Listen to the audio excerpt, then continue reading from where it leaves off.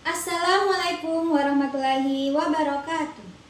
Perkenalkan, nama saya Susanti Fitri ini dengan NIM D314070065 dari kelas PGMIB dan mata kuliah pengembangan kurikulum.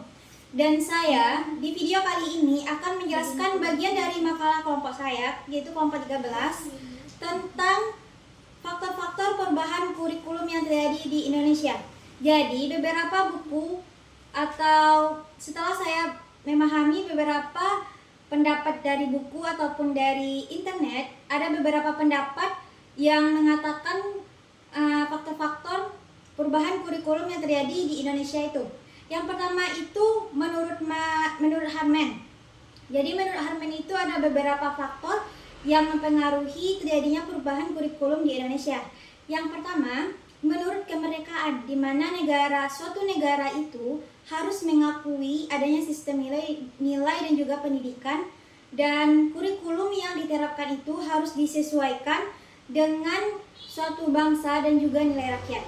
Yang kedua, perkembangan teknologi, ilmu pengetahuan, dan juga pandangan baru ahli, di mana itu dapat mempengaruhi perubahan teori dan juga praktik suatu pembelajaran yang dilakukan.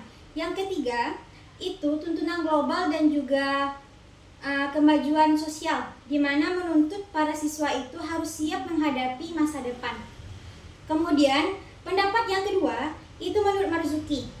Menurut pendapat kedua, yaitu menurut Marzuki, ada beberapa faktor yang mempengaruhi terjadinya perubahan kurikulum di Indonesia. Yang pertama itu yaitu perguruan tinggi. Perguruan tinggi ini berperan dalam mengembangkan ilmu dan juga teknologi, serta dapat terjadinya pembaharuan suatu kurikulum. Dan kurikulum itu juga harus menyiapkan calon guru agar siap mengajar sesuai dengan perkembangan zaman. Yang kedua, yaitu masyarakat. Kurikulum yang kita ajarkan itu harus disesuaikan dengan kebutuhan dan juga nilai masyarakat, di mana dunia kerja dan juga dunia wirausaha itu harus sesuai agar setiap siswa itu mampu bekerja dan juga berwirausaha. Yang ketiga itu sistem nilai dan juga moral yang berlaku. Kurikulum itu harus sesuai dengan nilai, norma, dan juga moral yang berlaku. Serta guru-guru itu harus juga mengajarkan kepada setiap peserta didik itu atau setiap siswa itu nilai-nilai yang baik. Yang keempat, yaitu filosofi pendidikan. Filosofi pendidikan ini di mana cara pandang pendidikan itu sangat menentukan arah suatu pendidikan.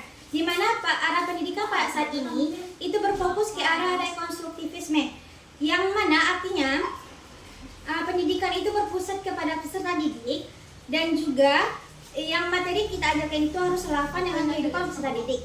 Yang kelima itu psikologi. Jadi kurikulum harus mempertimbangkan cara belajar dan juga pendidikan anak. Dan materi yang diajarkan guru itu harus disesuaikan dengan perkembangan dan usia anak. Yang keenam, politik. Setiap perubahan kebijakan yang diambil oleh pemerintah itu sangat mempengaruhi, karena perubahan yang diambil oleh pendidikan dan juga politik dapat mengubah arah dan juga isi dari kurikulum tersebut.